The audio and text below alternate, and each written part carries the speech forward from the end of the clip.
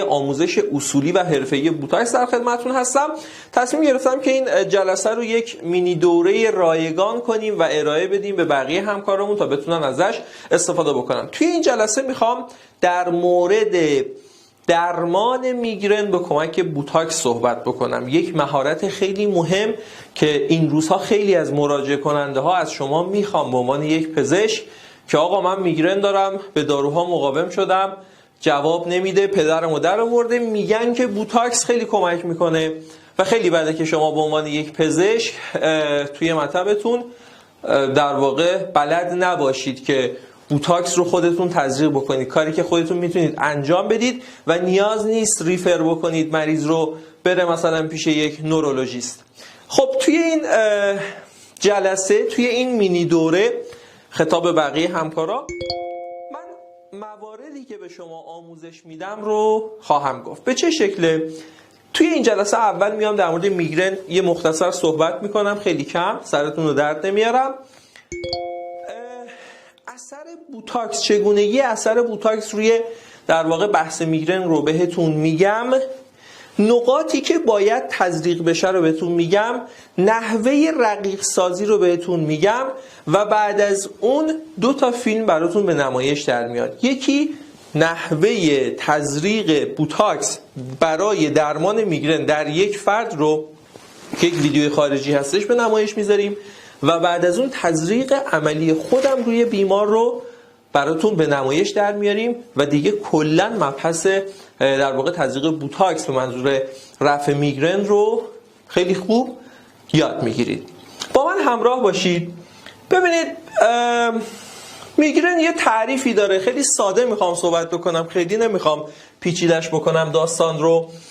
میگرن تعریفش اینه، یک بیماری عصبی هستش با علائم متعدد. میدونید ما اشکال مختلفی رو داریم از میگرن دیگه. مثلا میگرن سیستمیک داریم که توی یک سری از افراد خودش رو با بدن درد نشون میده، یا میگرن ابدومینال داریم که خودش رو با دلپیچه و حالت تعو استفراغ و دل درد نشون میده، یا میگرن لوکال رو داریم که خیلی شایع به خصوص در خانوم ها که در واقع چی هستش؟ خودش رو با سردردهای وحشتناک و شدید نشون میده.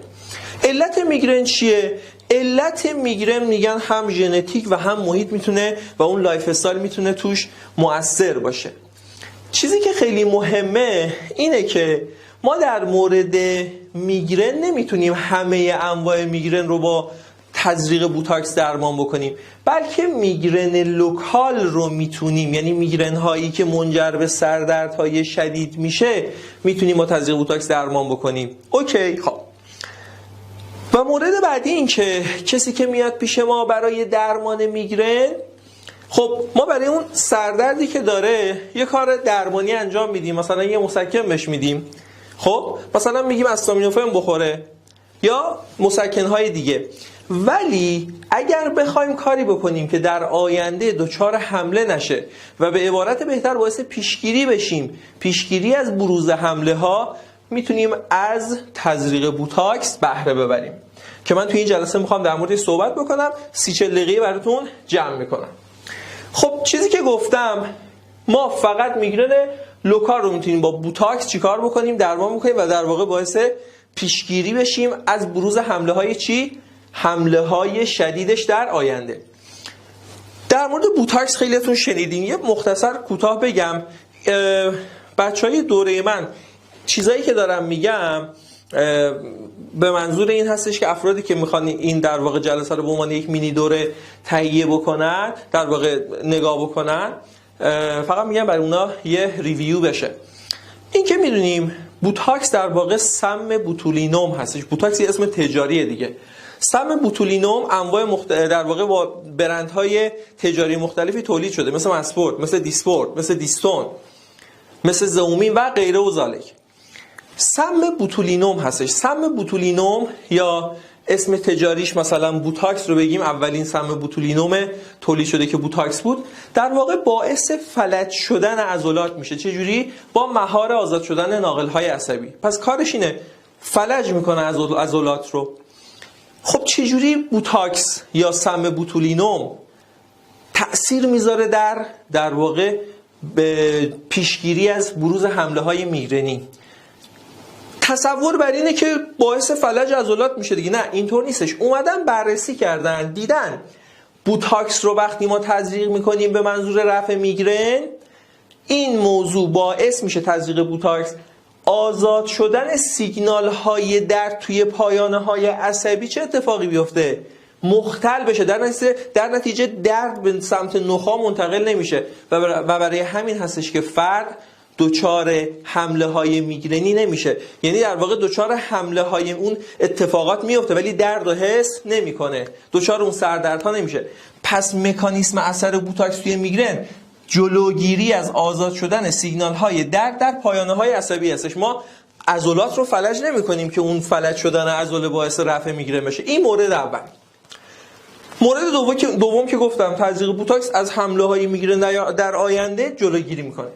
اما چیزی که ما باید بهش توجه بکنیم اینه، آیا به هر کسی میشود بوتاکس تزریق کرد که میگرنش رو ما درمان بکنیم یا پیشگیری بکنیم از حمله های آتی؟ خیر، ما باید افراد مناسب رو پیدا کنیم. چه کسانی مناسب نیستن؟ کسانی که زیر 18 ساله. شما اصلا کلا برای کسی که زیر 18 ساله نمیتونی، حق نداری بوتاکس تزریق بکنی، غیر قانونی هستش. کسی که دارای دیابت هستش و داره انسولین مصرف میکنه. چرا؟ چون وقتی که تو داری تزریق بوتاکس انجام میدی، افراد دیابتیک بهتر از من میدونید ترمیم زخمشون و اینا مختله. شما با تزریق بوتاکس میتونید باعث ایجاد زخم و التهاب بشید و اون زخم و التهاب کافیه که خوب نشه. ما برای خودتون داستان درست کردیم. افرادی که دارای مشکلات عضلانی و عصبی هستن، مثل کسی که میاستنی گراویس داره یا کسی که MS داره، ما برای اینها حق نداریم تزریق بکنیم، چون بحث بوتاکس و سم بوتولینوم با بحث بلاک عصبی و فلج شدن عضلات در ارتباط هستش. پس ما میتونیم باعث تشدید بیماری اینها بشیم. این از این. و همینطور کسانی که مثلا های ریسک هستن، چه میدونم کسی که داره داروهای رقیق، به اصطلاح خودشون رقیق کننده های خون مصرف میکنه، کسی که داره وارفارین مثلا مصرف میکنه، اینها رو ما حق تزریق نداریم. خب این چیزای روتینیه که خیلیاتون میدونید. خب این اسلایدم تکراری بود. مورد آخر، من همه اینا رو یه پیش مقدمه دارم بهتون میگم که بعدش بریم سر تکنیک تزریق و بعدش ویدیوی عملی خودم رو ببینید. چیزی که خیلی مهمه اینه، میگن تزریق بوتاکس در مورد میگرن برای میگرن مزمن جواب میده. من میگم این جمله رو بیاین اصلاحش بکنیم. تزریق بوتاکس به منظور پیشگیری از وقوع حملات میگرن در همه میگرن ها جواب میدهد، چون تجربهشو داشتم. خب انجام میدم دیگه، تجربهشو داشتم، خیلی از همکار منم تجربهشو داشتن. منتها در کسی که میگرنش مزمنه بهتر جواب میده. اوکی. خب میگرن مزمن تعریفش چیه؟ بهتر از من میدونید، یه ریویو با هم میکنیم. ما میگرنی را میگوییم مزمن است که حداقل اون فرد 15 روز حداقل سردرد داشته باشه در یک ماه، یعنی نصف ماه و سردرد داشته باشه، با حداقل 8 روزش سردردش از نوع سردردی باشه که ویژگی های میگرنی رو داره، که دیگه بهتر از من میدونید. منتها برای بیش از 3 ماه، برای بیش از 3 ماه. این تعریف میگرن مزمنه که میگم خیلیاتون بهتر از من، خیلیاتون که همتون بهتر از من میدونید، صرفا یک یادآوری بود. میگن که برای میگرن های غیر مزمنی جواب نمیده. نه، جواب میده، منتها کمتر. بیشتر برای میگرن های مزمن جواب میده. نکته آخر، دقت داشته باشین، برای هر سردردی ما نمیتونیم بوتاکس تزریق بکنیم. مثلا کسی که سینوزیت داره، کسی که سردردش ناشی از فشار خون بالاش هستش، ما نمیتونیم بوتاکس تزریق بکنیم، بلکه تزریق بوتاکس برای میگرن، سردردهای میگرنی. حالا کاری با مزمن و غیر مزمنش نداریم.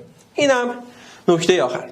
و اما بریم سراغ تکنیک تزریق بوتاکس برای چی؟ برای رفع، در واقع جلوگیری از وقوع حملات میگرن در آینده.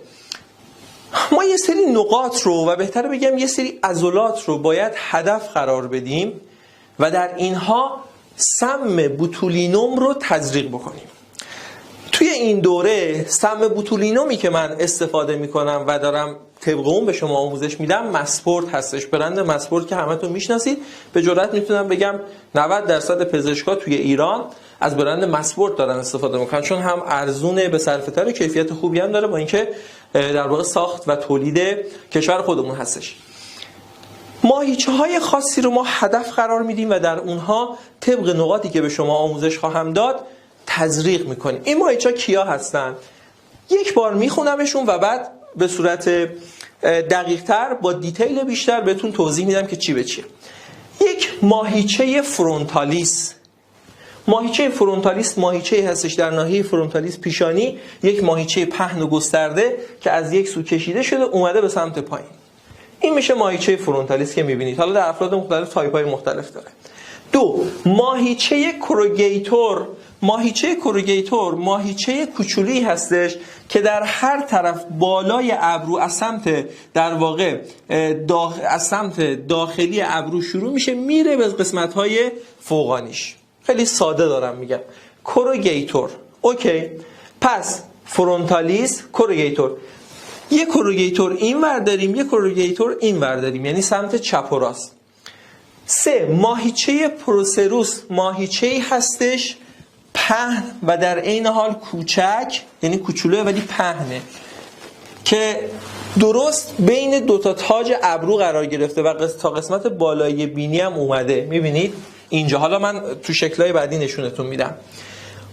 ماهیچه بعدی ماهیچه های تمپورالیس هستش. ماهیچه های تمپورالیس رو میبینید در ناحیه تمپورالیس هر طرف یه ماهیچه پهنی داریم تحت عنوان تمپورالیس. پس ماهیچه های تمپورالیس هم جزو ماهیچه هدف ما هستن.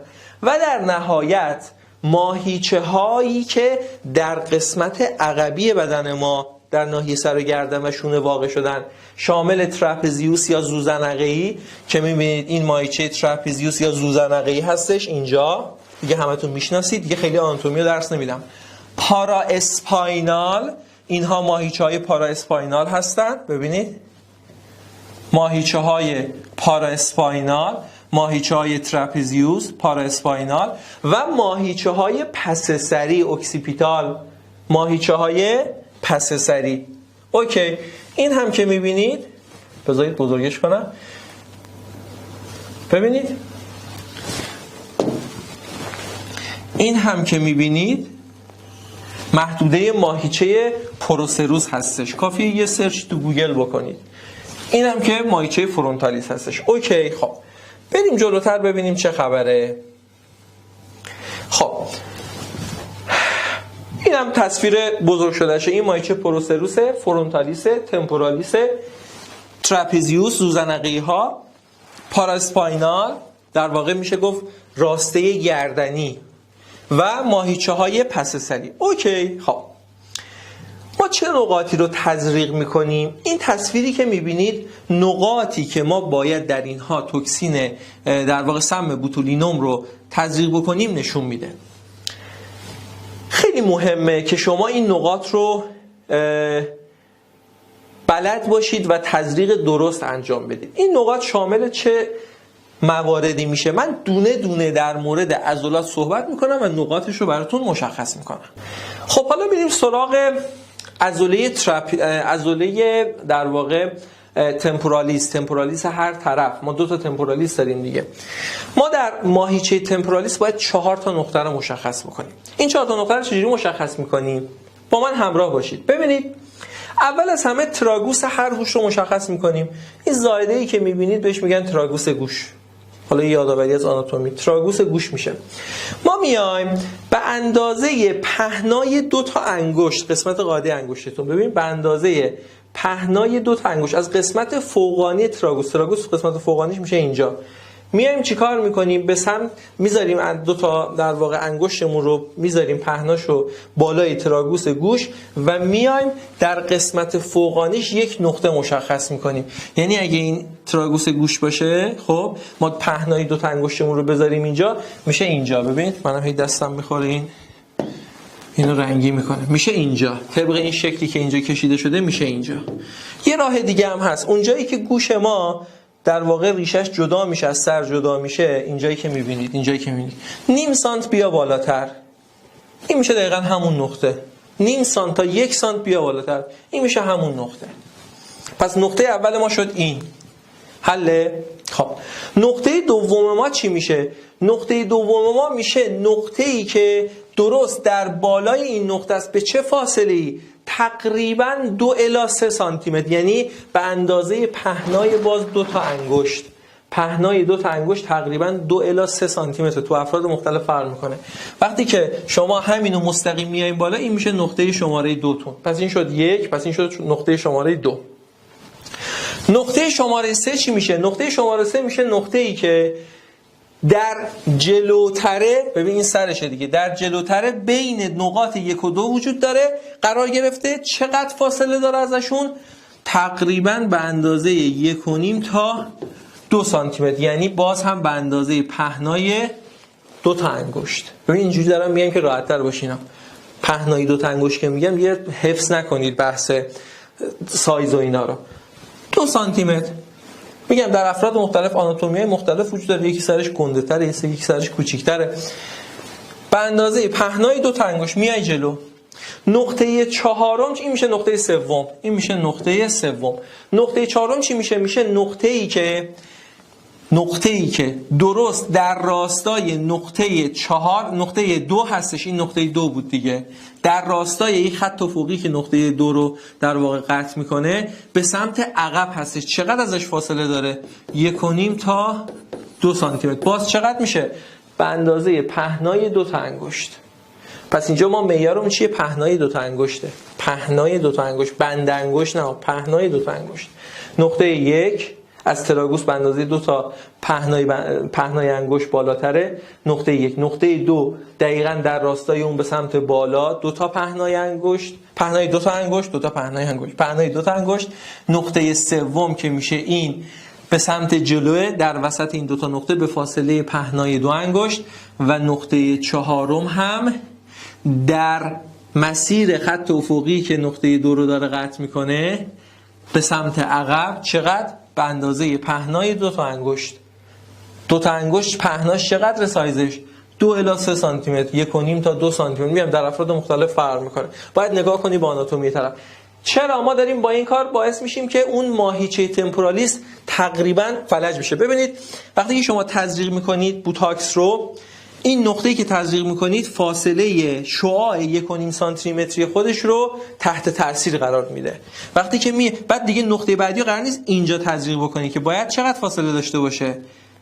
اینقدر فاصله داشته باشه که اینم اینجوری همدیگه رو تقریبا همپوشانی بکنن و کل فضا رو بگیره. ما دلیلش اینه که این مدلی تزریق میکنیم. یه راهش هم حالا میگم مثلا یه الی همچین الی رو مثلا شما الگوشو بری همچین الی میشه، میتونید تزریق بکنید. اینا دیگه چشمیه. تمپورالیس اونورم همینطور، 4 تا اینور 4 تا اینور مجموع میشه 8 تا نقطه.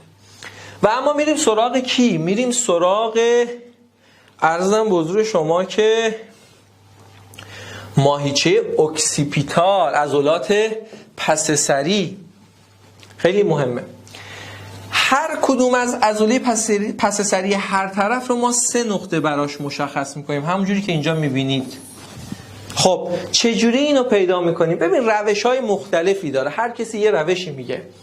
یه سری‌ها سانت میگن، نمیدونم از اینجا فلان تا فلانجا انقدر سانت برو و اینا. یه روشی هستش ساده تره، این که میگن دستتون رو بمالید پشت سر طرف، اون برجستگی پس سری رو، اون استخونی که در واقع اون برجستگی رو ما حس میکنیم پیدا بکنید. انگشت اشارتون رو بذارید اونجا. خب مثلا پیدا کردم گذاشتم اینجا. بعد انگشت شستتون رو بذارید رو زائده ماستوئید طرف. خب زائده ماستوئید طرف تقریبا اینجوری میشه. ببینید تقریبا اینجوری میشه. میگم این چون کارتونه خیلی شکلش دقیق نیست. پس دستتون رو میذارید، انگشت اشارتون رو میذارید روی زائده برجستگی در واقع پس سری، برجستگی اکسیپیتال. انگشت شستتون رو میذارید رو زائده ماستوئید. وسط این دوتا این فاصله میشه نقطه اول شما که تقریبا میفته اینجا. تقریبا میفته اینجا. این کار راحتیه دیگه. پیدا میکنی، لندمارکای ما هستن دیگه. این میشه اینجا نقطه اول. برای هر طرف هم این کارو میکنی. اوکی، این میشه وسط این فاصله میشه نقطه اول ما برای هر طرف. دو تا نقطه بعدی برای هر طرف رو چجوری پیدا بکنیم؟ کاری نداره. به اندازه، ببین به اندازه 1.5 تا 2 سانتی متر، 1.5 تا 2 سانتی متر، همون به اندازه پهنای دو تا انگشت، پهنای دو تا انگشت معروف، در زاویه 45 درجه، یکیشو میری به سمت بالا و خارج، یکیشو میری به سمت بالا و داخل. ببین اینجوری یه خط بالا در خارج، یه خط بالا در داخل. چقدر فاصله؟ به اندازه 1.5 تا 2 سانتی متر میشه اینجا. این میشه نقطه 2، این هم میشه نقطه 3. در واقع ما جوری این رو تنظیم میکنیم نقاط رو که یه مثلث کشیده بشه که قاعدش به سمت بالاست، نوکش به سمت پایین، رأسش به سمت پایینه. این ورم همینطور با زاویه 45 درجه 2 سانتی متر میریم به سمت بالا و داخل، در زاویه 45 درجه به فاصله 2 سانتی متر میریم به سمت کی؟ میریم به سمت خارج و بالا. این میشه نقاط 2 و 3 واسه هر طرف. اینم از عضله کی؟ از حالا همه اینا رو نشون میدم بهتون. اینم از در واقع عضلات پس سری. حالا باید بریم سراغ عضلات پاراسپاینال. در مورد عضلات پاراسپاینال چیزی که خیلی اهمیت داره برامون اینه که ما محدوده تزریقمون رو باید مشخص بکنیم برای اینکه سایر عضلات ناحیه گردنی تحت تاثیر قرار نگیرن و فلج نشن و عارضه برای فرد ایجاد نکنه. چی کار میکنیم؟ ما میایم کاری که انجام میدیم، خب اول از همه اینه که میایم اون برجستگی پس سری رو مشخص میکنیم. خب برجستگی پس سری رو مشخص میکنیم به اندازه 2 تا بند انگشت، پهنای 2 تا انگشت دقیقاً از زیر اون برجستگی میذاریم. یه 1 سانتی متری هم میایم پایین. ببین مثلا اینجا میشه برجستگیش میشه اینجا. خب من 2 تا پهنای بند انگشتم و در واقع پهنای 2 تا انگشتم رو میذارم، مثلا میشه اینجا. میگم این شکل‌ها خیلی دقیق نیستن، میشه مثلا تا اینجا. یه 1 سانتی متر، 1.5 سانتی متر میام پایین‌تر، میشه تقریبا اینجاها. خب میشه تقریبا اینجاها. این محدوده من میشه محدوده‌ای که من حق دارم تزریق بکنم. این محدوده میشه محدوده‌ای که من حق دارم تزریق بکنم. خب چجوری تزریق میکنم؟ خیلی راحته، الان بهتون میگم. کاری که انجام میدیم اینه، ما میایم یه خط میکشیم به این شکل، یه خط میکشیم که در واقع گردن و سر طرف رو به 2 نیم تقسیم میکنه. نقطه اول ما، ببین این محدوده تزریق ما شد. خب این محدوده تزریقمونه. در پایینی ترین قسمت محدوده تزریقمون میایم یه نقطه رو مشخص میکنیم که از این خط فرضی ما که به 2 نیم تقسیم کرده تقریبا 1 سانتی متر فاصله داره. تقریبا 1 سانتی متر فاصله داره. ببین اینجوری. این میشه نقطه اولمون. نقطه دوممون چی میشه در هر طرف؟ در هر طرف نقطه دوممون کدوم میشه؟ نقطه دوممون نقطه است که با زاویه 45 درجه اگه ما یک خط بکشیم در راستای اون خطه تقریبا 2 سانتی متر بریم به سمت خارج و بالا. ببین اینجوری خارج و بالا، یعنی میشه اینجا و اینجا. این هم میشه. البته توی عملی کاملتر بهتون نشون دادم، توضیح دادم، الان شاید یه خورده گیج بشید، خیلی نگران نباشید. اینم از این. حالا برای عضلات عرضم به حضور شما که برای عضلات ترپزیوس یا زوزنقه‌ای چی؟ ما میایم چی کار میکنیم؟ اینجایی که گردن داره شروع میشه، ببین اینجایی که گردن داره شروع میشه تا زائده آکرومیون که تقریبا میشه اینجاها، اوکی، یه خطی میکشیم. این از اینجا میشه مثلا تا اینجا. خب وسط این فاصله که میشه اینجا میشه نقطه اول ما برای هر ترپزیوس. وسط این فاصله میشه نقطه اول ما. بعد وسط این نقطه و این زائده آکرومیون وسطش میشه اینجا، میشه نقطه دوممون. خب و وسط نقطه اول با اون جایی که گردن میخواد شروع بشه میشه نقطه سوم. فرق نمیکنه این دوم این سوم یا این دوم این سوم.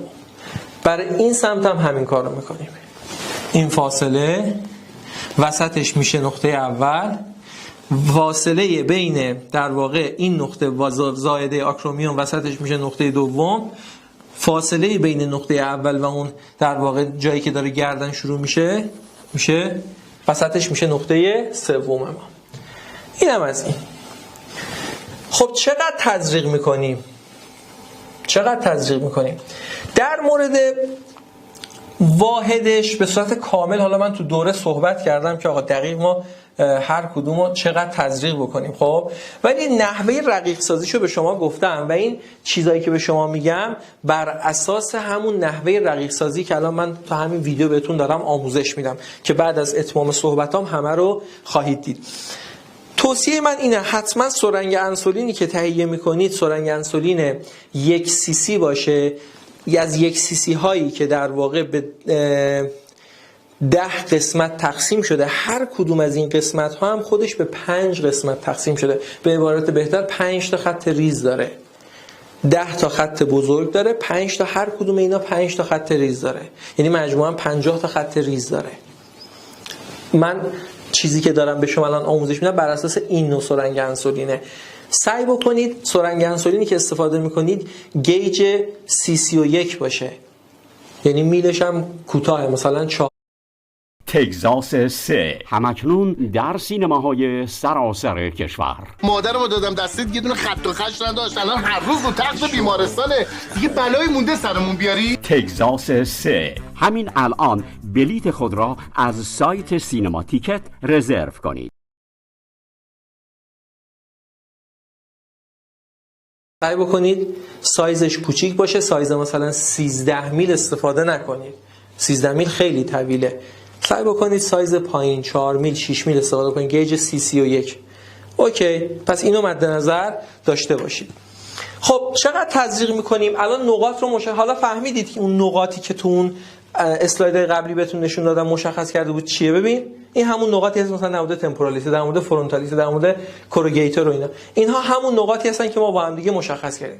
چقدر تزریق میکنیم؟ همه نقاطی که مشخص کردم 2 تا خط ریز انسولین، 2 تا خط ریز انسولین. ببینید الان اینجا، حالا نمیدونم شما تو دوربین میبینید یا نه، ولی خب سرنگ انسولین برید یه سرچ هم توی اینترنت بکنید حتما براتون میاره.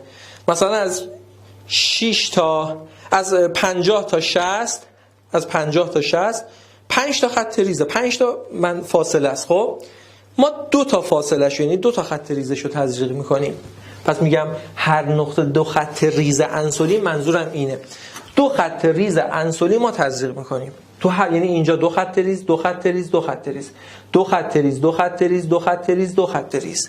اینا هم همینطور. مثلا تو هر تمپورالیس ما 8 خط ریز تزریق میکنیم، 2 خط ریز، 2 خط ریز، 2 خط ریز، 2 خط ریز. حله؟ پس همشون 2 خط ریز انسولین. تکنیک تزریق چجوریه؟ حالا تو ویدیو میبینید. تکنیکمون ماسکولار هستش، همشون ماسکولاره، فقط فرونتالیس رو اینجا نوشتم زیرپوستی ولی غلطه. منظورم اینه که در واقع ماسکولاری که خیلی عمقی نیست. چرا؟ به خاطر اینکه طرف احساس درد میکنه. نحوه تزریقش و اینا رو به شما نشون دادم. امیدوارم مطالبی که بهتون گفتم مفید واقع شده باشه. بعد از این صحبت‌های من نحوه رقیق سازی در واقع بوتاکس رو آموزش می‌بینید، حتما ببینید. بعد براتون یک ویدیوی خارجی به نمایش در میاد، نحوه تزریق بوتاکس برای میگرن، و بعدش تزریق خودم روی یک کلاینت و بیمار که میگرنش رو میخوایم رفع بکنیم. همراهان عزیزم سلام، وقت همگیتون بخیر باشه.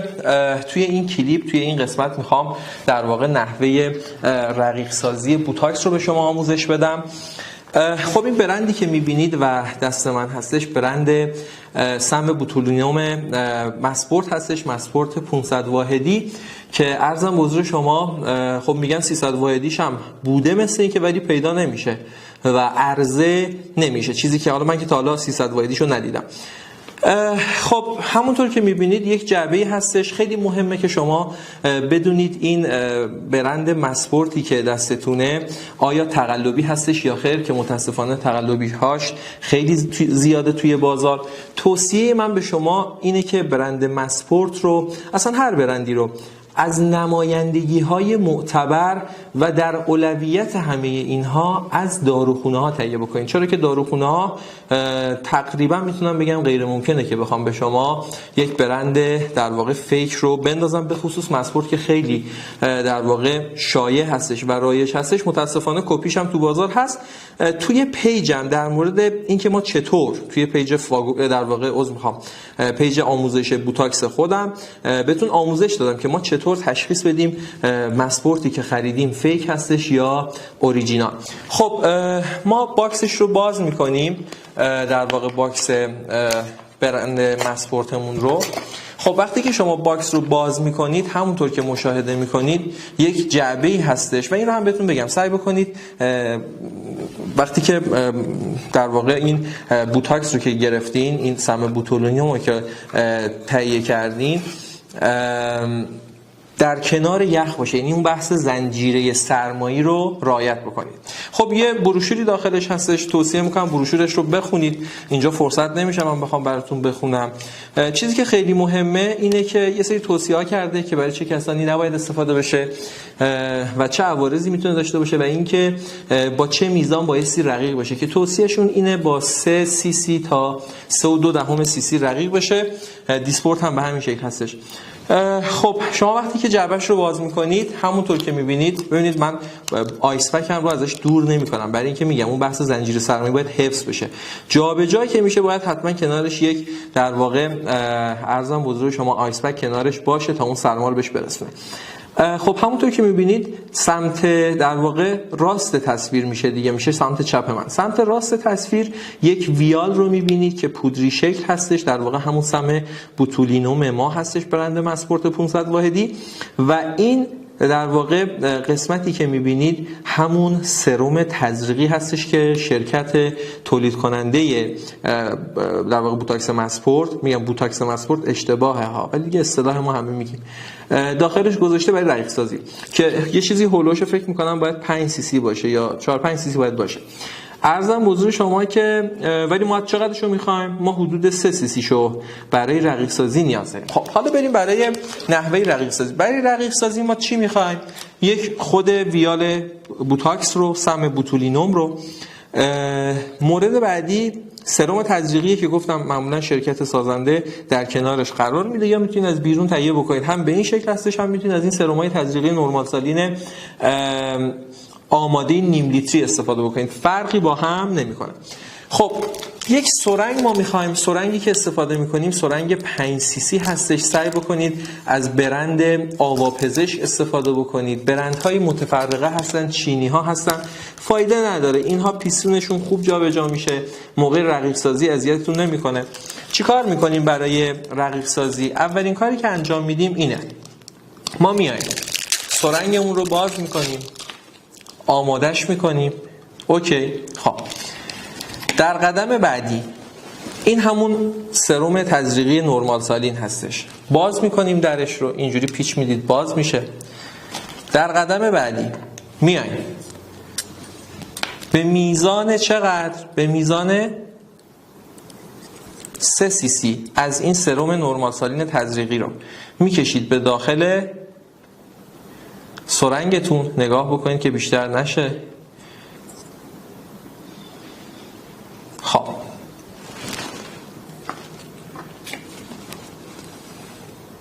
من یه خورده خالی کنم اینو اینور که 3 سی سی بشه.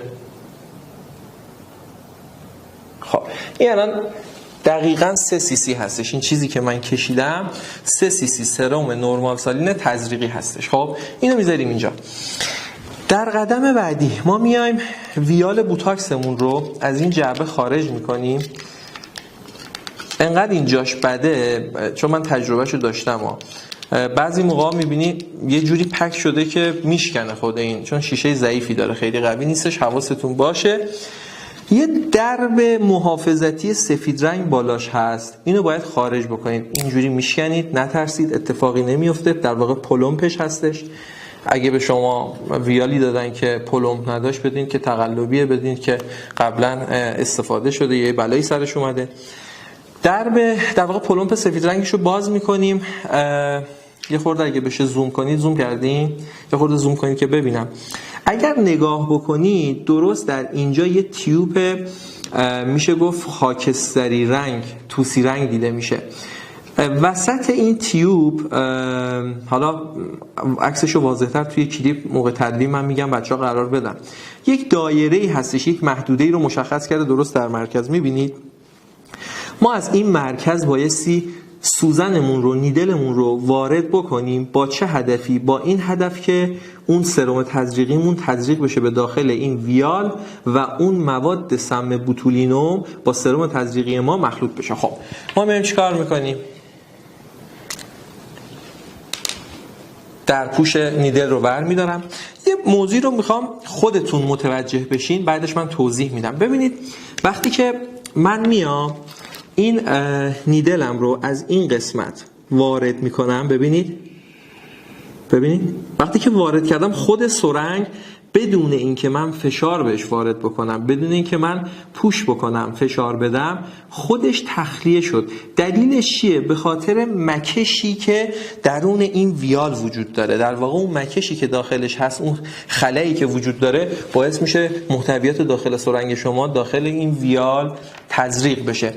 و این وجود مکش چی رو داره نشون میده به ما؟ وجود این مکش داره به ما صحیح بودن و سالم بودن ویالمون رو نشون میده.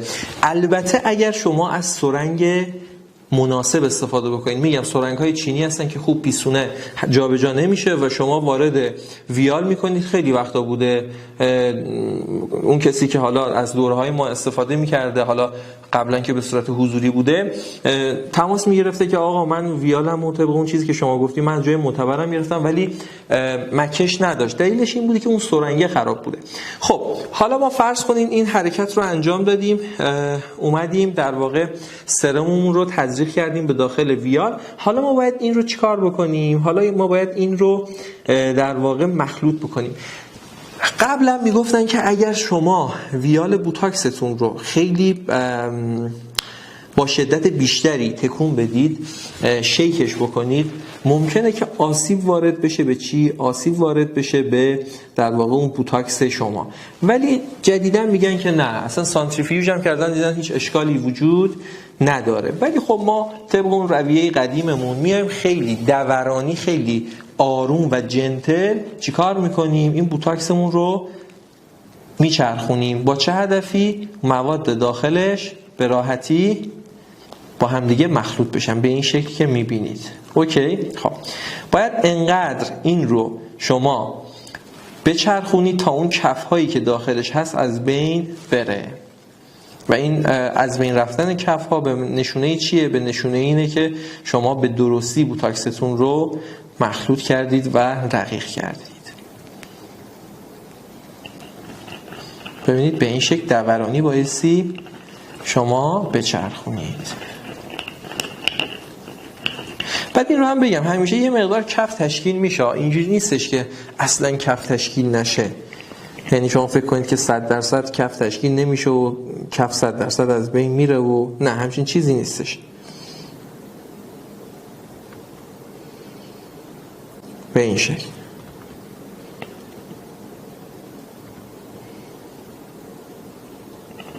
پس سعی کنید روی همون آیس پکتون بچرخونید که اون بحث زنجیره سرمایه حفظ بشه، چون دست ما هستش ویال، اون گرما از بدن ما بهش منتقل میشه.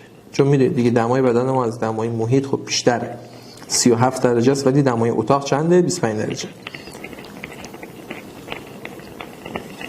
خب حالا بعد از این که ما اومدیم به اندازه کافی شیک کردیم در واقع ویال بوتاکسمون رو، بایستی بکشیم داخل سرنگ.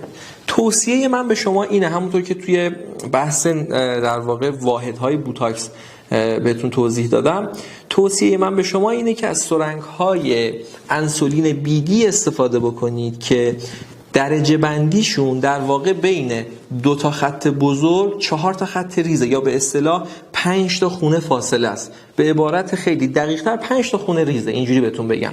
و همونطور که می‌بینید این یک سرنگ انسولین بیدی 1 cc هستش، خب که در واقع بین 10 تا خط بزرگ داره و بین خطوط بزرگ چند تا خط ریز داره؟ 5 تا خط ریز داره. درسته 4 تا نشون میده ولی اینجا بهتون توضیح دادم دیگه که در واقع ما 5 تا خط ریز در نظر میگیریم یا 5 تا فاصله، 5 تا خونه در نظر میگیریم.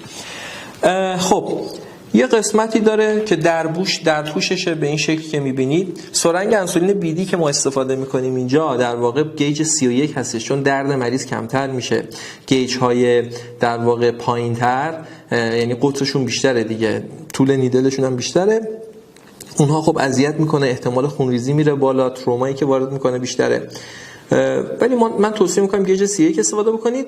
و یه توصیه دیگه هم میتونم بهتون بکنم، این که میتونید، البته به سختی پیدا میشه، همین سرنگ انسولین رو پیدا بکنید خب با همین درجه بندی، منتها این قسمت پایینش این سوزنه ازش جدا میشه، به عبارت بهتر لاورلاک هستن و شما میتونید برید در واقع سرسوزن مزوتراپی تهیه بکنید با گیج 31، منتها طول کمتر، مثلا این طولش که 6 میل اگه اشتباه نکنم، طول 4 میل که دیگه کمتر از 4 میل جواب نمیده، فکر می‌کنم 2 میل هم تو بازار باشه، ولی دیگه مثلا سرسوزن مزوتراپی 4 میل میتونید پیدا بکنید، گیجش هم 31 خیلی ظریفه و مراجعه کنندتون درد کمتری میکشه. به هر حال تزریق بوتاکس درد داره، ولی خب ما یه سری راه‌ها رو بهتون گفتیم برای کاهش درد. خب این در پوشش هستش، این قسمت نارنجی رنگ، این قسمتش هم برای اینه که در واقع از اون حالت پلمپ داره خارج میکنه. کاری که میکنیم مجددا، بی زحمت یه دونه به من چیز بدین از این پدای الکلی. اینجا هست، نه فکر کردم اون بره، اینجا هستش. خب ببینید، بهتون گفتم کلا بوتاکس چیز آنستریلیه، یعنی استریل نیستش، فقط این کارهایی که ما داریم میکنیم یه جورایی شوافه و واسه خوش بودن دل خودمونه.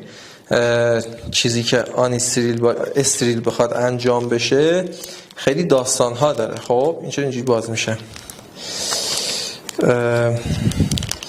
عرضم به حضور شما که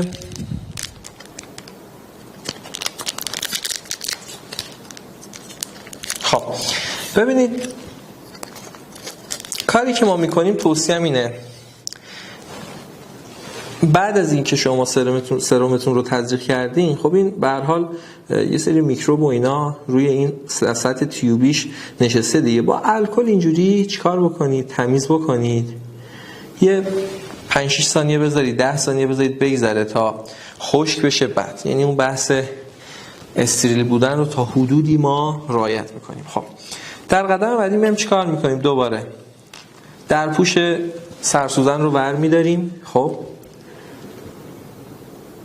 از این قسمت دایره‌ای وارد میکنیم، بعد برعکسش میکنیم، به این شکل میکشیم آروم، خیلی هم عجله نکنید. اوکی؟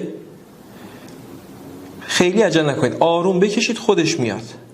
ببین همینجوری که دارید میبینید، میتونید زوم کنید، خیلی هم نیدلتون رو تکون ندید برای اینکه در واقع دچار تروما به نیدلتون نه، در واقع تروما به نیدلتون وارد نشه، دچار خمیدگی نشه. یکی دو بار میتونید وارد بکنید سرنگتون رو، این دوباره تزریق بکنید داخلش، دوباره بکشید، چندین بار این کار رو انجام بدید تا کشیده بشه به داخل. ببینید خب چقدر میکشیم؟ معمولا تا 0.7 cc. ببینید ما با 3 cc رقیق کردیم، درسته؟ ما معمولا برای کسی که میخوایم انجام بدیم، عرضم حضور شما که تا 0.7 cc ما میتونیم داخل هر سرنگ بکشیم.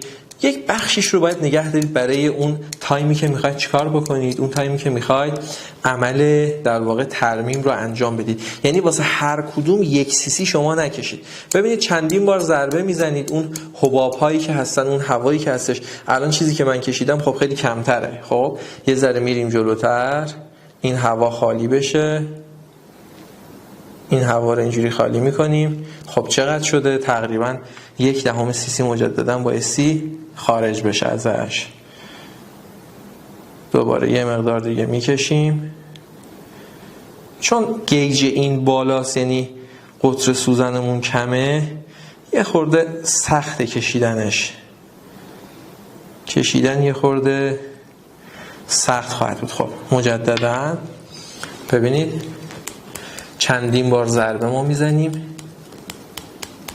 قشنگ ضربه میزنید، حباب هایی که اون پایینه بیاد بالا و شروع میکنید به خالی کردن هوا. خب همونطور که میبینید، بذارید من اینور کامل هواشو خالی کنم. خب این کامل هواش خالی شد. چقدر کشیدم برای این؟ تقریبا 8 خورده ای. این از این. هیچ وقت کامل نمیتونید دقیق بکشید، چون یه چیزیه که به هر حال سخته دیگه. این از این. حالا اینو کجا میذاریم؟ میذاریم روی آیس پک. گفتم حتی کشیدید هم باید بذارید روی آیس پک. دوباره مجددا این یکی هم به همین شکل از قسمت در واقع الان دقت کردین دیگه، من ویال حواسم نشده بود نذاشته بودم روی آیس پک. طولانی مدت اگر در واقع مثلا نیم ساعت روی آیس پک نباشه بوتاکستون خراب میشه. ولی تا با مثلا چند دقیقه 3-4 دقیقه 5 دقیقه 10 دقیقه اتفاقی نمیافته. ببینید به همین شکل چندین بار میکشیم.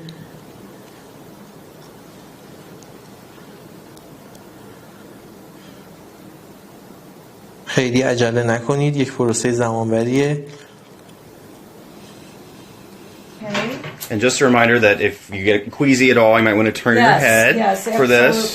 Yeah, and most people do pretty well with it. But Brad said it may be if you don't like needles, don't watch. So, all right. So you ready, Gara? I am. Okay, here we go. Okay, so we'll start with this frontal area, and these are little injections that we just do like 5 units each. Take a deep breath. Another one more, and last one. Okay, now put a little.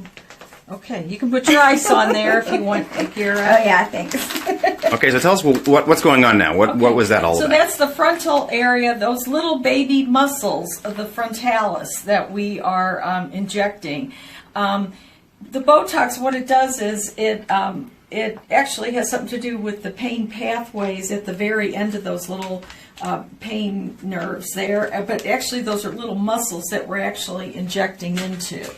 Okay, so then we just move right along. So then we're going to go into the excuse me. Yeah. Go into the temporalis area. Gotta make sure we get all the right stuff. Yeah. Okay, here we go. Ready, Gara? Ready. Okay, here we go. Ready? This is the temporalis area. We go over to the other side. We got to keep her even.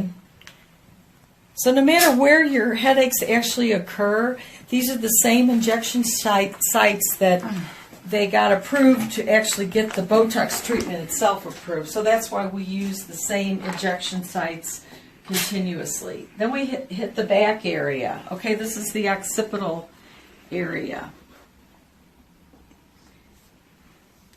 Okay, we just kind of keep moving right along. And then the pair of cervicals on either side of the occipital. Wow, that's I'm fast. fast because I know exactly where to hit. I've done enough of these to know. Right. Then we also, as last, we're almost finished, we get into the trapezius area on either side, okay? So...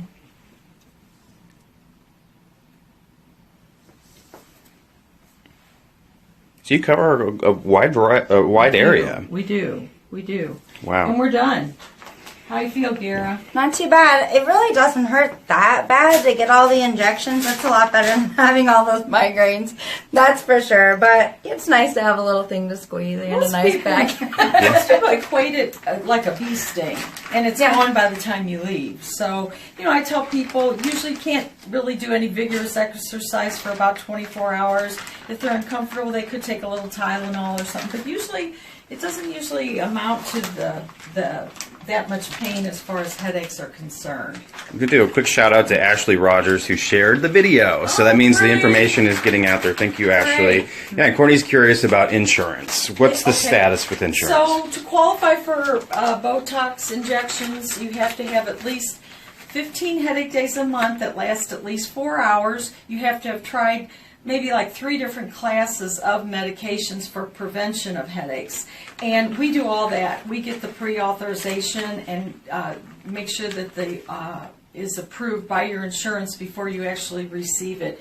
Now, different insurances don't cover the whole thing. So, every insurance is a little bit different. The other thing is, too, though, Allergan, who makes the Botox, usually has like a $500 savings card and sometimes a $250 savings card. So there are some savings there for the out-of-pocket that patients have to pay. Right.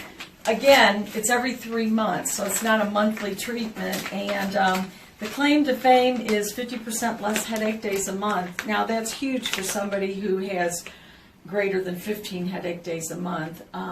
People are usually really pleased. By the third one, if it's not effective, we're not able sometimes to get it authorized by insurance because maybe it's not helping enough. But yeah. So those who are just joining us, we have about 30 people that just joined. We're here with Laura, our nurse, and Gara, patient. She just got some Botox injections, and you'll probably want to rewind to see it because we're not going to do it again. Okay. It was her 19th session, right? Yeah. And again, like just really quickly, what benefit is like? What's the top benefit? Well, I don't know if getting to go to work more is a benefit necessarily, but I miss a lot less work. Still the job. I do. I mean, there are, I think, a lot of people who it becomes a disability for them, and it's really been a lot more manageable for me to be able to come in and do this. And Laura and Phyllis are great to work with. They make everything a lot more bearable when you're here and after you're gone. So. Yeah. For those who wonder about, Botox, it's ingrained in your mind that it's more of a cosmetic thing. Right. So what are the side benefits, I guess, would you say? So, they may help a little bit cosmetically, but we're not in it for the cosmetic, unfortunately. Exactly. So you're not coming to the spa. Exactly. But basically, it will. The only change you may see is a little bit more of a smooth forehead. Some people, it might look a little heavy for a temporary thing, but basically, I think that the fact that you go through a little bit of pain, it outweighs the fact that that it helps their migraine headaches. I know that's crazy. Another thing, the side effects of Botox. If you read the brochure, Botox can be used for multiple medical problems: spasticity, cervical disc or neck problems, a lot of other things. But if you read the side effects, like any drug, you're going to run the other way. The biggest side effects that I have seen since I've done injections are flu-like symptoms and maybe redness and itching at the injection site. So that's been the extent of it for me. Yeah. Another question from someone: how quickly does the Botox start working for?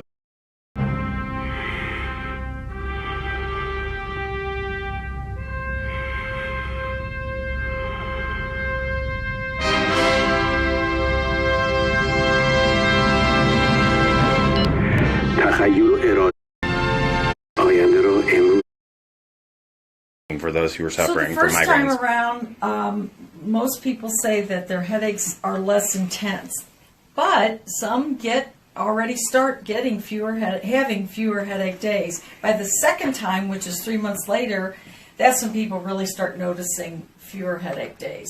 Mm-hmm. Excellent. Anything else that we haven't touched on today, ladies, or that any learnings that you'd like to convey to our followers? I'll mention one more thing, if that's okay. Sure.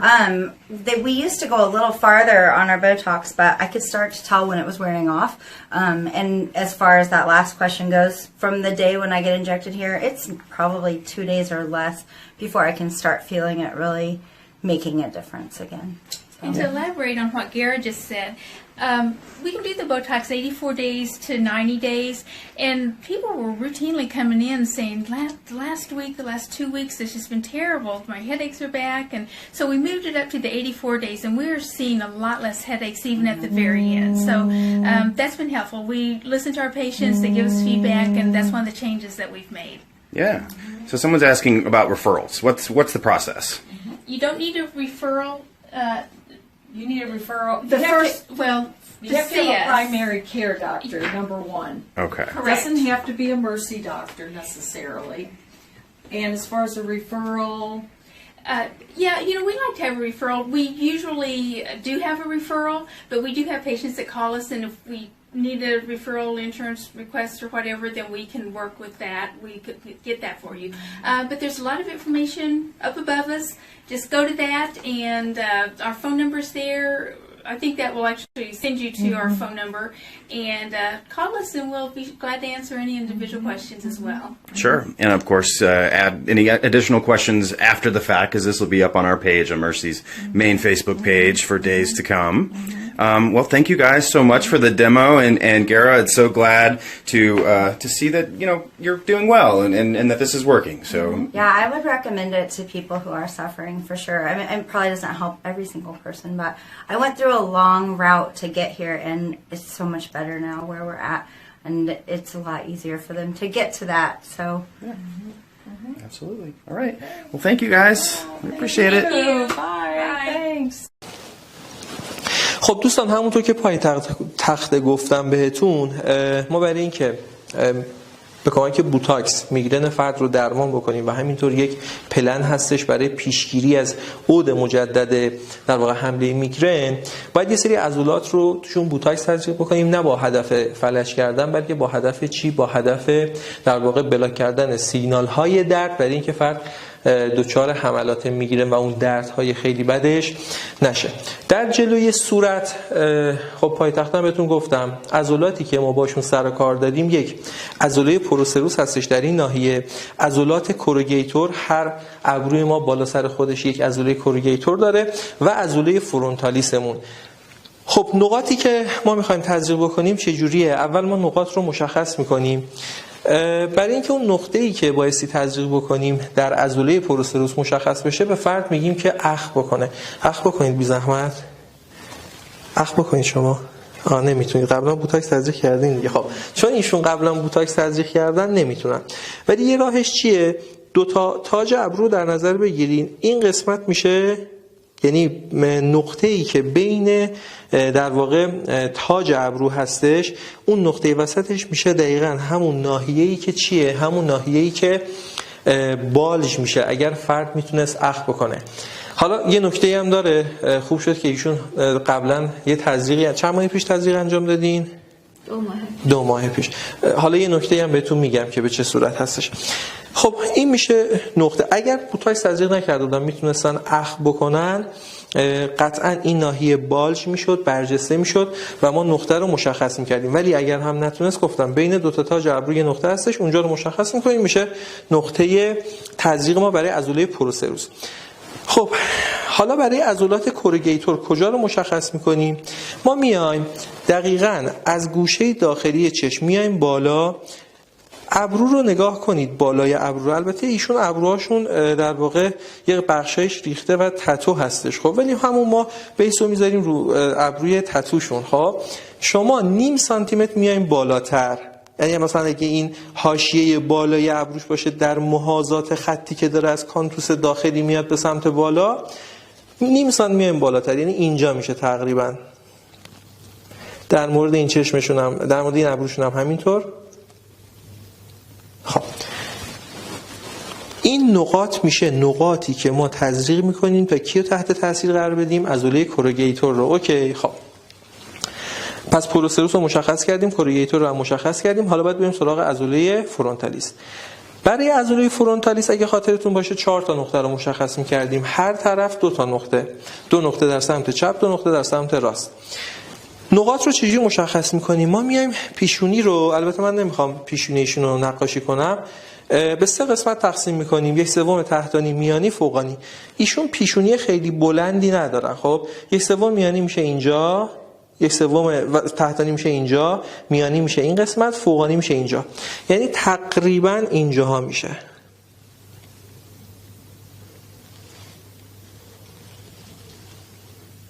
حدودش میشه اینجا. خب این میشه 1/3 فوقانی. دقیقاً از محل رویش مو شما باید تا اون تاج ابروها پیشونی رو چیکار بکنید؟ به 3 قسمت تقسیم بکنید. حالا میایم چیکار میکنیم؟ این نقاطی که برای کوروگیتور مشخص کردم رو در نظر بگیریم. همینو بکشید برید بالا به این شکل. ببینید یک خط فرضی همینو بکشید برید بالا. دقیقاً روی این خطی که مشخص کردید یه نقطه رو مشخص کنید. ببینید به این شکل. یعنی قسمت تحتانی 1/3 فوقانی. این 1/3 فوقانی قسمت پایینیش که میشه رو همون خطه. این میشه اولین نقاط برای عضله فرونتالیس واسه هر طرف. حالا نقاط بعدی رو چجوری مشخص میکنیم؟ 1.5 سانتی متر فاصله بدید. خاطرتون هست بهتون گفتم که هر نقطه‌ای که تزریق میکنیم به شعاع 1.5 سانتی متر اطراف خودش رو تحت تاثیر قرار میده. 1.5 تا 2 سانتی متر. اینم میشه نقاط بعدی. اوکی، پس پروسروس، کوروگیتورها و فرونتالیس. ما این نقطه رو تزریق میکنیم و این میشه قسمت جلویی صورت. خب حالا تزریقمون رو شروع میکنیم. فرمت تزریق چجوریه؟ فرمت تزریق به این شکلی که ما میایم برای عضله پروسروس و کوروگیتور با زاویه 90 درجه میریم. برای عضله فرونتالیس گفتم چون عضله نازکی هستش ما 90 درجه نمیتونیم بریم. چرا؟ به خاطر اینکه میخوره به پریوست استخوان و خیلی دردناکه. به خاطر این سعی میکنیم با زاویه مثلا 45 درجه یا 60 درجه بریم. نکته ای که هست اینه که ما توی هر کدوم از این نقاط 2 خط ریز انسولین 1.5 تا 2 خط ریز انسولین تزریق میکنیم. اما این خانم قبلا تزریق انجام دادن حدود 2 ماه پیش، درسته؟ خب حدود 2 ماه پیش در واقع تزریق انجام دادن. میگن که برای این که در یک فردی شما تزریق بوتاکس انجام بدید حداقل باید 2 ماه رو بگذره، حداقل 2 الی 3 ماه. اگه ما بخوایم خیلی زیاد تزریق بکنیم، در این خانم بوتاکس تزریق بکنیم، خب این فلج شدن عضلاتش بیشتر اتفاق میفته و به قولی میتونه باعث دفرم شدن صورتش بشه. بخاطر همین در این خانم استثناً چون سابقه تزریق داشته و 2 ماه تازه 2 ماه گذشته، ما چقدر تزریق میکنیم؟ 1 خط ریز کفایت میکنه. نیاز نیست شما حتما 2 خط ریز تزریق بکنید. خب پروسروس رو چجوری تزریق میکنیم؟ میگیم اخم بکنه، ایشون نمیتونه اخم بکنه، ما میایم خودمون پینچ میکنیم عضله پروسروسش رو به این شکل که میبینید. 90 درجه وارد میشیم،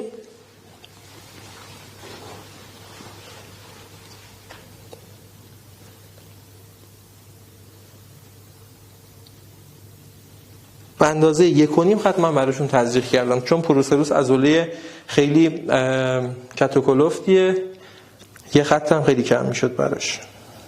نگه میداریم همینجوری تا حالت پینچ نگه میداریم. یا اگه خودش اخم کرده بود میگیم اخمتو رها کن، ما خودمون براش پینچ میکنیم. چرا؟ برای اینکه در واقع نشت پیدا نکنه به قسمت‌های مجاور. حالا میریم سراغ کی؟ میریم سراغ عضلات کوروگیتور. نقاطی که مشخص کردیم از کنار نقطه معمولا وارد میشیم به صورت 90 درجه، نیدل رو تا ته فرو میکنیم تقریبا. اینم 1.5 خط ریز تزریق کردم. اگه میتونید زوم کنید. دستمون رو ریم فوقانی اوربیت میذاریم، نگه میداریم 10 ثانیه 15 ثانیه نگه میداریم برای اینکه نشت پیدا نکنه به قسمت‌های مجاور. خب دوباره اینور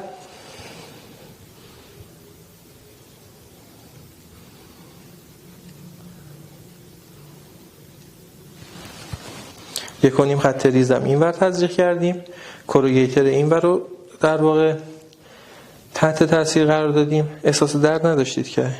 خب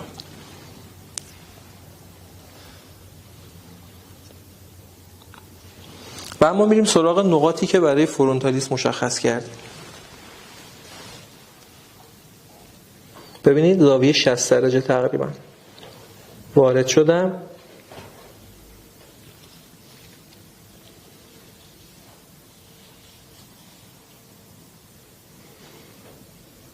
اینم نقطه بعدی.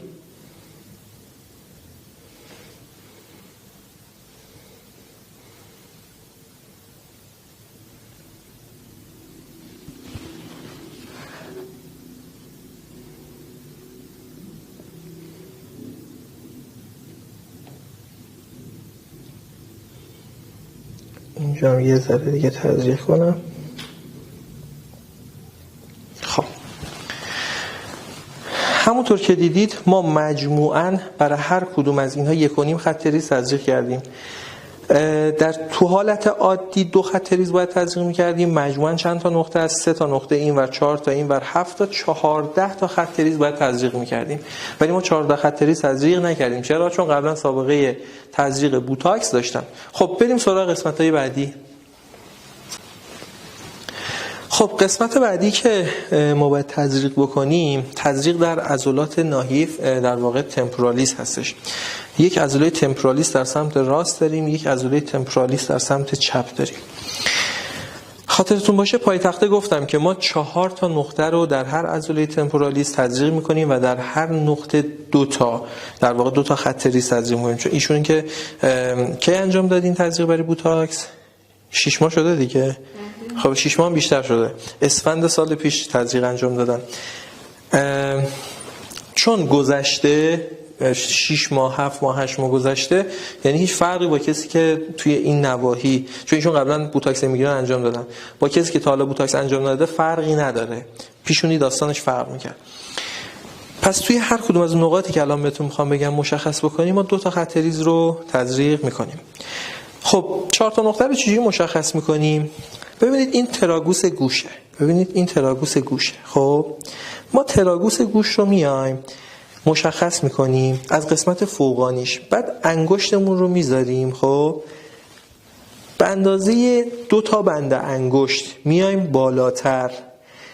اینجا ببین مرزش میشه اینجا میشه نقطه اول ما. اوکی، پس بذارید من مشخص بکنم. ببینید تراگوس گوش اومدیم اینجا شد نقطه اول ما. من تزریقم رو انجام میدم. در مورد ماهیچه تمپورالیس میگن چون شریانای زیادی از این ناحیه عبور میکنه بهتره که آسپیره بکنید و خیلی عمقی هم نرید، 90 درجه نرید، معمولا توصیه میکنن 45 درجه برید. این بیشتر برای کسایی که نیدلشون خیلی چیز نیست، نیدلشون در واقع سایز بزرگی داره، طویل هستش، ولی نیدل من که خیلی کوچولو موچولو هستش خیلی نیاز نیست در واقع نگران این باشم که نیدل تا ته بره یا نره. خب من نقطه‌ام رو مشخص کردم، میشه تقریبا اینجا. چیکار میکنم؟ موهاشون رو هم میزنید کنار، تزریق میکنید. چقدر؟ 2 تا خط ریز. 2 تا خط ریز من الان برایشون تزریق کردم. میگم معمولا آسپیره بکنید. میگم زمانی باید آسپیره بکنید که نیدلتون خیلی طویل باشه، ولی خب اگه دوست داشتین آسپیره بکنید. خب آسپیره بکنید بهتره، ولی من معمولا آسپیره نمی‌کنم. شما خیلی به آسپیره نکردن من توجه نکنید، سعی بکنید شما آسپیره بکنید. این میشه نقطه اول ما. اینجا من دیگه نمیتونم نقطه گذاری کنم به شما نشون بدم چون دیگه مو هستش دیگه. بعد هی تصور بکنید ما میایم به اندازه 2 تا بند انگشت میایم بالاتر، میشه نقطه دوم، میشه تقریبا اینجا. میرم با زاویه 45 درجه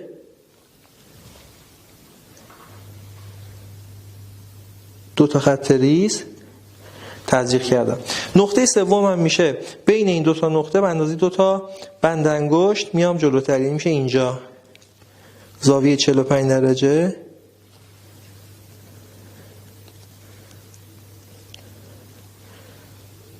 دو تا خط ریز تزریق کردم. نقطه بعدی من، این نقطه آخر من، نقطه 4 من میشه کجا؟ این نقطه 2 بود دیگه، این نقطه اول بود، نقطه 2 بود مثلا اینجا. میام به اندازه 1 الی 2 بند انگشت نهایتا عقب‌تر در موازات اون، یعنی یه خط فرضی بکشی به سمت عقب، میام یه خورده اینورتر.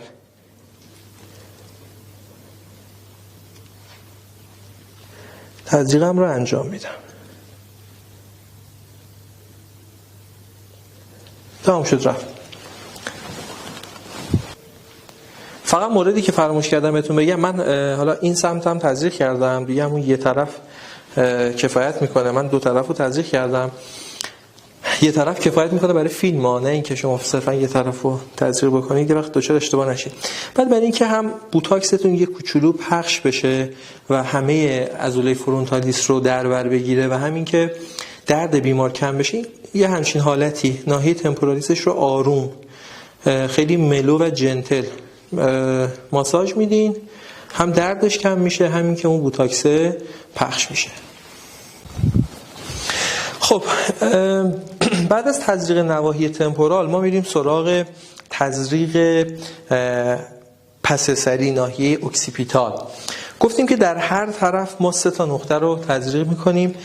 سبک تزریقمون هم در واقع نقاط تزریقمون هم به این شکله که یک مثلث رو تشکیل میده، مثلثی که قاعده‌اش به سمت بالاست و نوکش رأسش به سمت پایینه. خب نقاط رو ما چجوری مشخص بکنیم؟ گفتم ما یه برجستگی داریم در پس سر که این برجستگی اکسیپیتال هستش. دستتون رو میکشین رو سر طرف، اون از قسمت بالای سر میارید، این ناحیه اکسیپوت رو، اون برجستگی ناحیه اکسیپیتال رو مشخص میکنید. انگشت شستتون رو میذارید روش. خب حالا با این انگشت اشارتون میاین زائده مستوئید که دقیقاً در پشت و زیر گوش قرار گرفته مشخص میکنید. پس یک انگشت شستتون رو زائده مستوئید، انگشت اشارتون رو زائده مستوئید، انگشت شستتون روی در واقع برجستگی اکسیپیتال. وسط این دوتا یک فاصله هستی که وسط این دوتا میشه نقطه اول شما. سرتون قشنگ صاف نگه دارید. خب ببینید از اینجا تا به اینجا وسطش میشه تقریبا اینجا. چون مو زیاده خب ما میگم نمیتونیم نقطه مشخص بکنیم. خب چی کار میکنیم؟ تزریقمون رو انجام میدیم. چقدر؟ 2 تا خط ریز. چجوری میریم؟ 45 درجه. ببینید به این شکل. تحمل.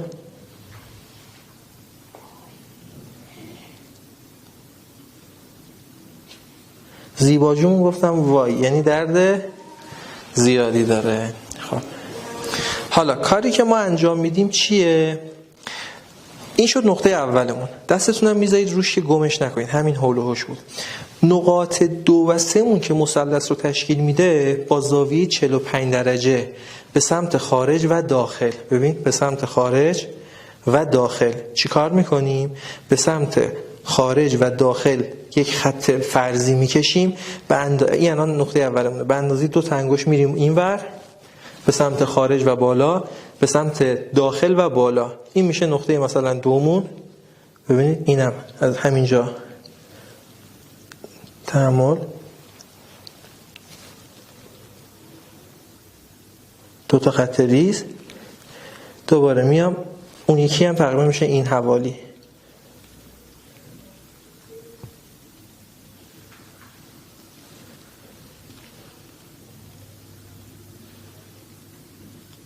این میشه این حوالی. تمام شد رفت.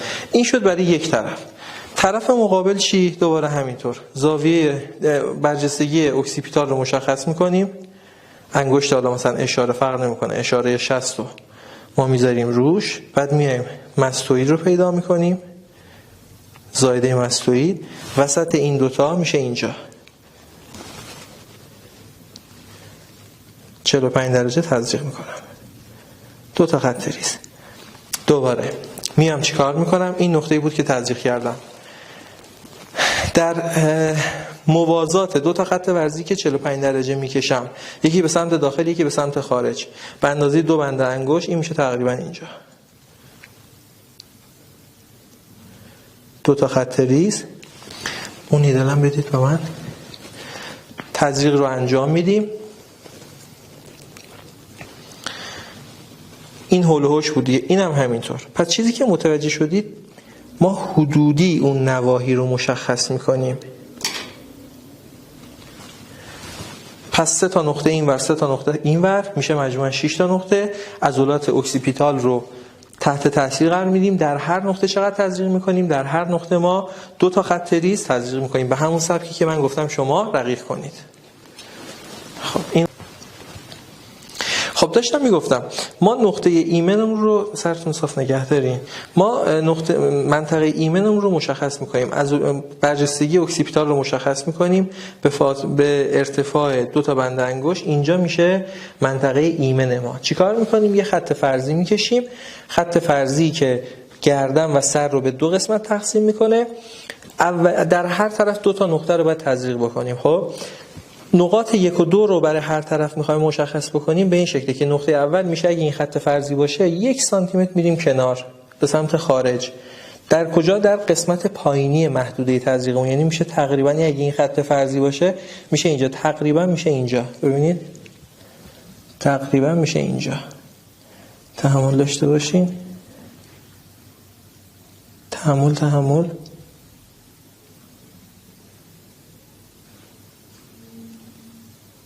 خب دوباره این میشه نقطه اولمون. نقطه بعدی اون کجا میشه؟ نقطه بعدی اون میشه نقطه ای که از این نقطه اولمون به سمت خارج، یعنی یک خط فرضی در زاویه 45 درجه‌ای بکشید یه همچین چیزی، 1.5 سانتی متر فاصله داشته باشه. این نقطه اولم بود. نقطه بعدی من میشه اینجا. تحمل.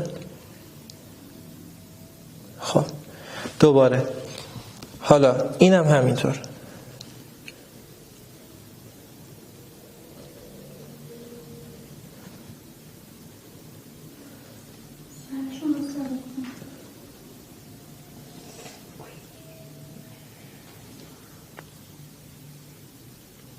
خب اذیت شدید.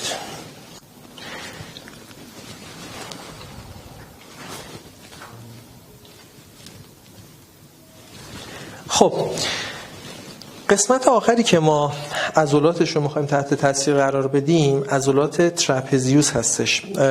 عضله ترپزیوس یا عضله زوزنقی میدونید یک عضله 4 گوش هستش، از یک طرف به سر گردن متصل هستش، حتی به مهرهای گردنی متصل، از یک طرف هم به در واقع ناحیه شانه‌ای استخوان اسکاپولا و اینا که حالا خیلی وارد جزئیات آناتومیکالش نمیشم. ما برای هر ترپزیوسمون 3 نقطه رو ما تزریق میکنیم. هر ترپزیوس چقدر؟ هر ترپزیوس ما 3 نقطه رو تزریق میکنیم. خب این نقاطی که میخوایم تزریق بکنیم چجوری مشخص میکنیم؟ ببینید این ناحیه شونه است دیگه. خب از اینجا گردن شروع میشه. مرز بین ناحیه شانه‌ای و گردن رو در نظر بگیرید. این مرزشه، یعنی اونجا که این میخواد قوس برداره گردن شروع بشه. این نقطه رو در نظر بگیرید تا کجا؟ تا زائده آکرومیون، یعنی اون قسمت خارجی شونه، اون استخونی که لمس میکنید میشه زائده آکرومیون دیگه. شما این فاصله رو مشخص بکنید. فاصله رو که مشخص کردید وسطش، انگشت اشاره من ببینید، وسطش میشه نقطه اول شما. اوکی. نقطه دوم شما میشه وسط این انگشت و این انگشتتون، یعنی بین نقطه اول و اون مرز بین گردنشونه. نقطه سومتون هم میشه بین نقطه اول و زائده آکرومیونی، میشه اینجا. پس میشه نقطه 1، نقطه 2، نقطه 3. دقیقاً همین کارم در مورد شونه مقابل انجام میدیم. چیزی که خیلی مهمه در مورد شونه تاکید میکنن که میگن آقا حواستون باشه تزریق که میکنید اینو دیگه خیلی ماسکولار نرید، سعی بکنید با زاویه 45 درجه حتی 30 درجه وارد بشید، برای اینکه ممکنه اگه خیلی زیادن تزریق بکنید باعث ضعف عضلات ناحیه شانه‌ای بشید و توی حرکت فرد اختلال ایجاد بشه. من تا حالا بهش بر نخوردم، ولی خب کتابیش اینه، چیزی که میگن بایستی رعایت بشه این هستش. خب حالا تزریقمون رو انجام میدیم. این میشه نقطه اول من. خب ما اینجا مشخص میکنیم. شما کاری نداشته باشین. اوکی. ببین یعنی عضله ترپزیوس شما در واقع میتونید لمس بکنید دیگه. میان چیکار میکنید؟ این نقطه اول رو مشخص میکنید. نقطه اول رو که مشخص کردید 2 تا خط ریز بایستی تزریق بکنید.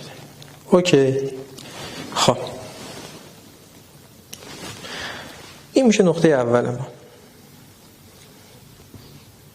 اینجا میایم چیکار میکنیم؟ با زاویه تقریبا 35 درجه میریم چقدر؟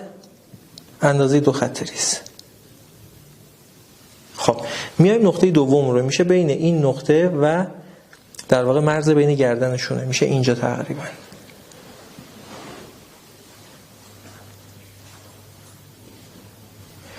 نقطه سوم هم میشه اینجا، ببخشید، میشه بین این نقطه و زائده آکرومی، یعنی میشه تقریبا اینجا.